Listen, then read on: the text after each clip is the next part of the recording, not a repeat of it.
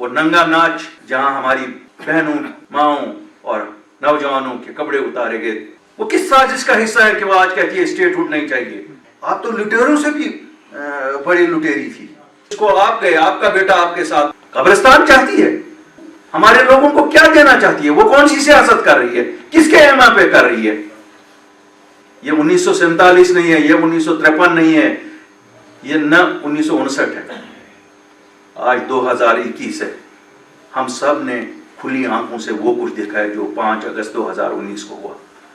वो नंगा नाच जहां हमारी बहनों, माओं और नौजवानों के कपड़े उतारे गए, जिस दिन हमारी स्टेटहुड खत्म की गई, वो इस पार्टी की बदौलत हुआ, जिन्होंने यहां उस सरकार को लाया जिनके एजेंडा पे 72 साल तक हम 370 और 35 से हटाएंगे। वो आज मगरमच्छ के आंसू बहा रही हैं। क्या उसे लगता है अभी बेवकूफ है जम्मू कश्मीर के लोग? वो किस साजिश का हिस्सा है कि वो आज कहती है स्टेटहुड नहीं चाहिए? क्या वो उन 5 घरों की सियासत पे कर रही है, जिन 5 घरों को वो लोग रिप्रेजेंट कर रहे हैं, जिसको वो पीपल्स अलायंस फॉर गुपकार कहते हैं? ये क्या नया नाटक है? क्या ये ए टीम का नाटक है? सबको बी टीम कहती है, खुद ए टीम है ना, तो ये ए टीम का नाटक है फिर? तो ये किसके लिए है? ये कौन नहीं चाहता है स्टेटहुड? उस पार्टी की सरबराह के बिना सब क्या वो हमको उजाड़ा हुई इस चमन को ही देखना चाहती है? शर्म तो कर लो। आप लोगों ने सब उजाड़ दिया हम लोगों का। मैं इसलिए बिजबेहरा वालों को कहता हूं, आप तो शायद बदकिस्मत लोग हो, क्योंकि आपके यहां से वो लीडर निकले हैं जो आज अभी भी खुश नहीं है। हमारा सब उजड़ गया, अभी भी वो क्या ढूंढती हैं आप? वो उनको इतनी सी छोटी सी खुशी भी नहीं मंजूर है जम्मू कश्मीर के लोगों को मिले कि इनको अपनी रियासत, अपनी पहचान वापस मिले। मोहतरमा, आपको लोगों ने इज्जत दी, आपके बाप को भी इज्जत दी,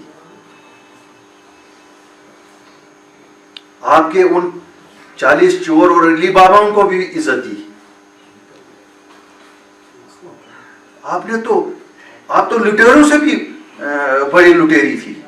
आज जब हम सुनते हैं कि आपने लूट खसूट जो किया है, हमें शर्म आती है। क्या हम खड़े थे आपके साथ? ये नई साजिश कि हमें स्टेटहुड नहीं चाहिए। चाहिए क्या फिर?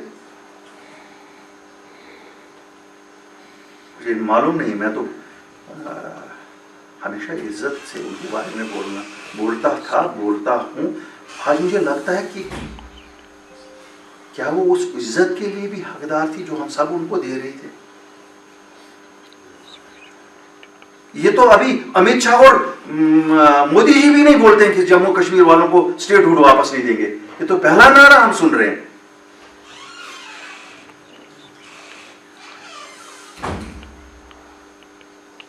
खुदा के लिए बिजबेहरा वालों, हम सब पे रहम करो।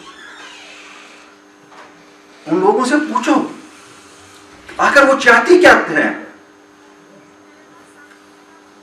वो कौन सा 370 ढूंढ रही है स्टेटहुड के बिना? वो 370 गुपकार वाला तो नहीं ढूंढ रही है जिसमें वो रहती है।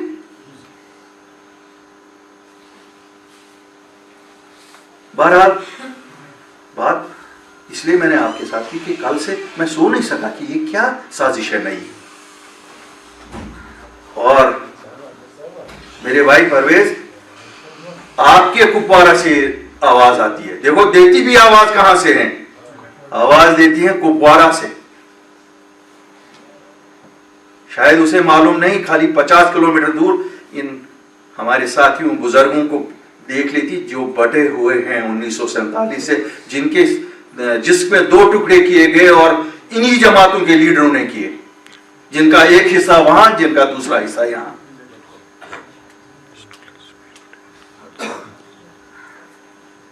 हमें होशियार तो इन साजिशी अनासरों से रहना पड़ेगा।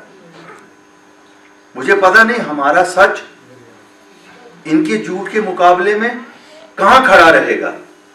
लेकिन मुझे एक चीज जरूर मालूम है कि ये नंगे बहुत जल्दी हो जाएंगे इंशाअल्लाह। ये मगरमच्छ के आंसू जो बहा रही हैं, आज नया नारा है, क्यों इनको लगा अब स्टेटहुड आने वाली है, इसको कैसे रोका जाए। अब इनकी पूरी कुव्वत इसमें है कि स्टेटहुड ना आए। पहले कुव्वत ही क्या रही वहां। हमने तो देखा कल वहां जिनको उन्होंने पालतू बनाया था वो पालतू भी नहीं वहां थे। मैं आप बुजुर्गों से जो इतनी दूर से और उस जगह से इतनी तकलीफों से गुजरते हुए यहां हमारे तक पहुंचे, हमारे लिए दुआ कीजिए।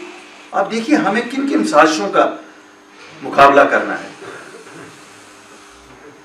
ये चाहती हैं कि हमारी नौकरियां जो जम्मू कश्मीर के बच्चों के लिए हमें बड़ी मुश्किल से वापस लाई, क्योंकि एक ऑर्डर निकला था कि क्लास 4 ही खाली जम्मू कश्मीर के बच्चों के लिए रहेंगी।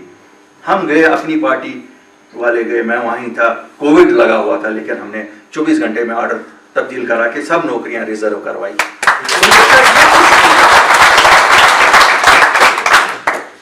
इनको शायद ये खुश नहीं है कि हमने 85% जमीन जो 5 अगस्त को हुआ था कि कोई भी जमीन खरीद सकता था, हमने डोमिसाइल लॉ लाया, ठीक है 85% ही सेव किया, लेकिन 85 तो सेव किया ना, 0 से तो अच्छा है ना, 15% किया वो शायद ये वो भी नहीं चाहती है।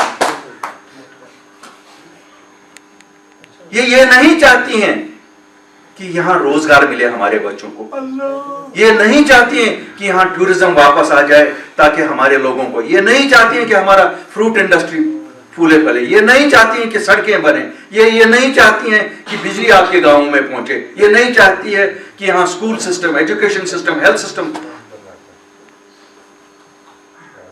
मार के तो हमारे अमाल पे है कि हम जन्नती होंगे या क्या होगा, तो हमारे अमाल पे है। अल्लाह ताला हमें सबको माफ करे और जन्नत में जगह दे दिया, हम सब उसी के लिए जिंदगी बसर थे। लेकिन दुनिया में तो कम से कम ये सहूलतें मिले। हम तो लड़ते हैं दिल्ली वालों से इसी बात पे कि जो आप बिहारी को देते हो वही हमें दे दो, जो बंगाली को देते हो वही हमें दे दो, जो असम वाले को देते हो वही हमें दे दो। इनको तो वो भी नहीं खुश है। ये क्या दरअसल चाहती क्या है। एक लीडर वो राम कथा सुनाता है, भाई हम राम कथा सुनने के लिए आपको वोट दिए, तो फिर तो हम यहीं शीतलनाथ के मंदिर में जाके राम कथा सुनेंगे। हमें फिर आपको लीडर बनाना वोट देने से क्या।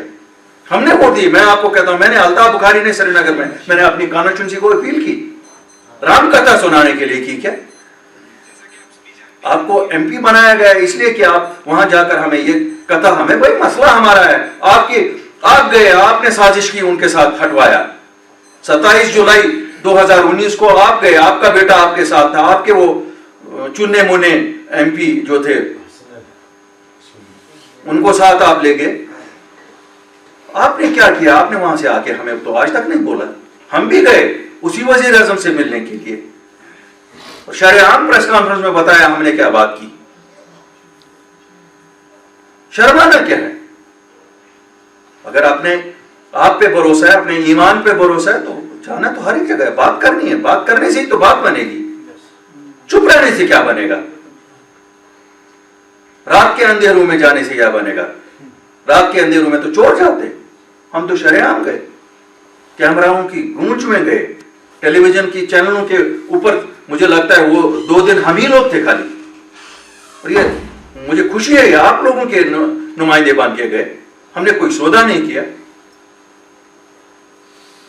हमारी पेशानियों में कोई बेईमानी नहीं की।